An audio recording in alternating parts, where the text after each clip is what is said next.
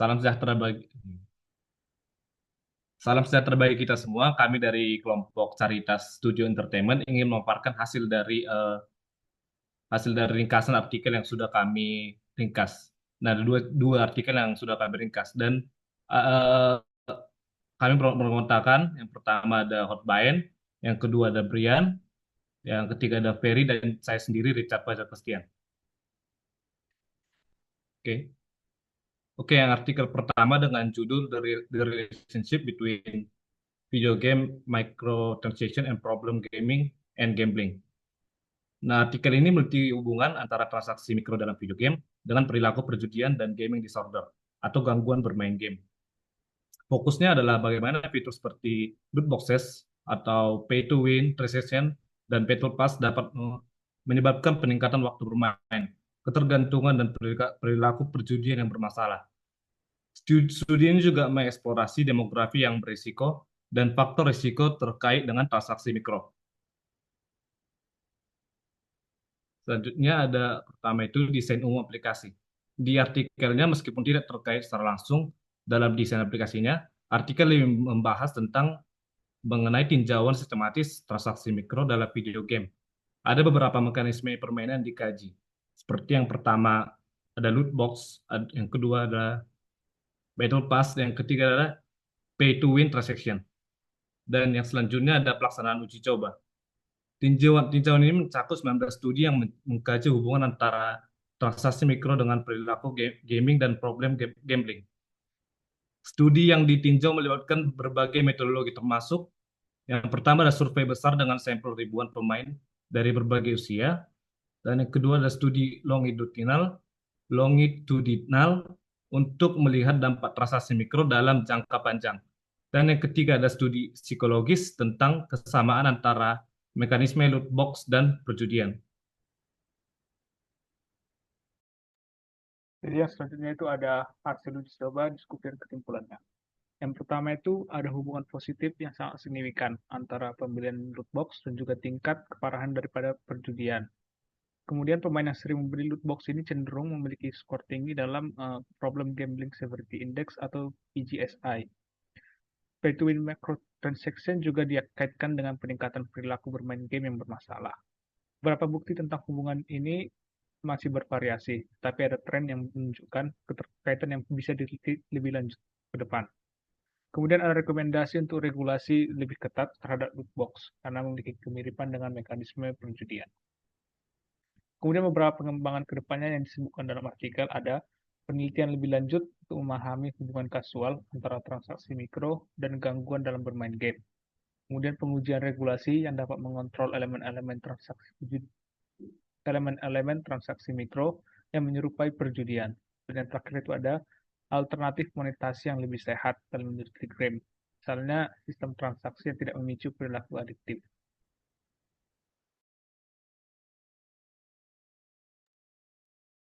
Baiklah, untuk artikel yang kedua dengan judul Real-Time Fracturing in Video Games. Permainan video yang melibatkan destruction mechanics biasanya menggunakan pre-fracturing, yaitu pembuatan model yang sudah dipecah sebelumnya dan menggantinya saat objek dihancurkan dalam game. Meskipun metode ini efisien, ada keterbatasan dalam realisme visual karena pola kehancuran selalu sama. Real-time fracturing dapat mengatasi masalah ini dengan menghancurkan objek secara dinamis, tetapi lebih mahal secara komputasi. Tujuan utama artikel ini adalah mengeksplorasi efektivitas real-time fracturing dibandingkan dengan pre-fracturing dalam hal realisme visual dan performa. Desain umum dalam aplikasinya, pertama ada pre-fracturing atau model switching. Yang pertama itu model 3D dipecah terlebih dahulu menggunakan software seperti Blender atau Houdini. Yang kedua ada saat objek dihancurkan, model model utuh diganti dengan model yang sudah dipecah.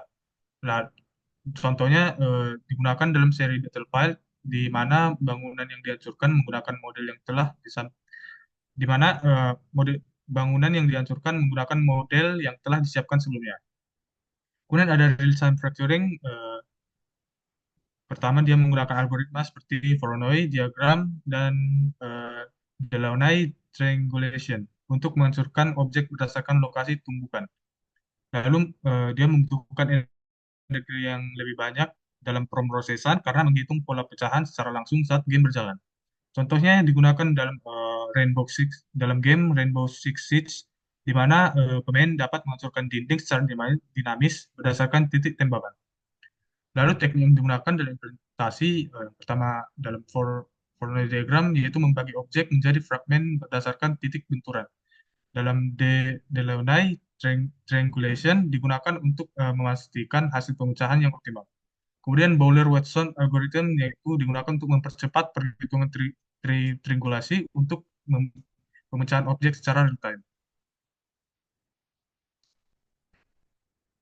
Kemudian pelaksanaan uji coba yang dilakukan yaitu eksperimen dilakukan dengan membandingkan prefactoring dan real-time factoring dalam game berbasis Unity 3D.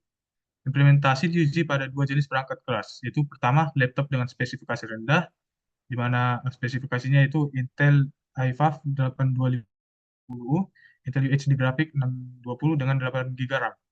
Kemudian spesifikasi untuk perangkat kedua yaitu PC dengan spesifikasi tinggi dengan prosesor Intel i5 10400F, NVIDIA RTX 3060 Ti, dan 32 GB RAM. Pengujian dilakukan dengan menembakkan proyektil ke objek kaca dalam game dan mengukur dalam satu performa FPS, kedua kualitas visual dan pecahan objek, dan terakhir respon pemain terhadap hasil pengaturan melalui kuesioner online.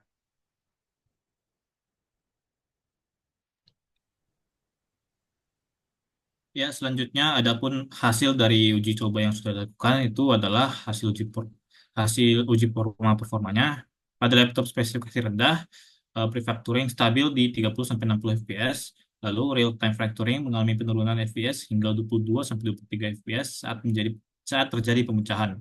Pada PC yang spesifikasinya tinggi, prefactoring berjalan stabil di 75 fps dan real-time factoring juga stabil di 75 fps meskipun ada sedikit penurunan saat terjadi pemecahan.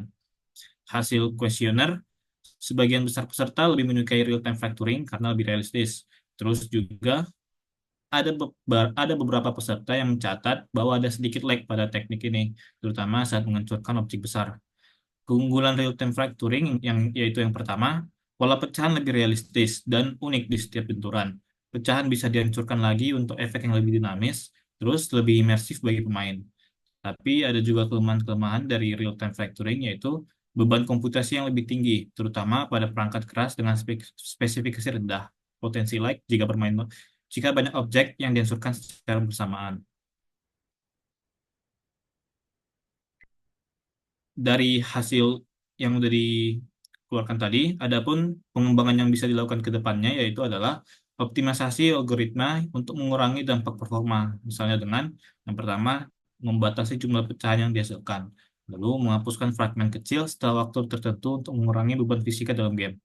Ekspansi ke material lain, yang pertama implementasi factoring untuk beton dan kayu bukan hanya kaca, lalu mengembangkan teknik real-time factoring untuk bangunan skala besar. GPU acceleration menggunakan GPU untuk mempercepat perhitungan Voronoi diagram dan Delaunay triangulation.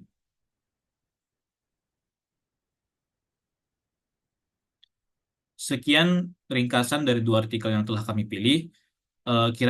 Sekiranya ada salah kata, kiranya mohon dimaafkan. Terima kasih sudah mendengarkan sampai sejauh ini. Terima kasih.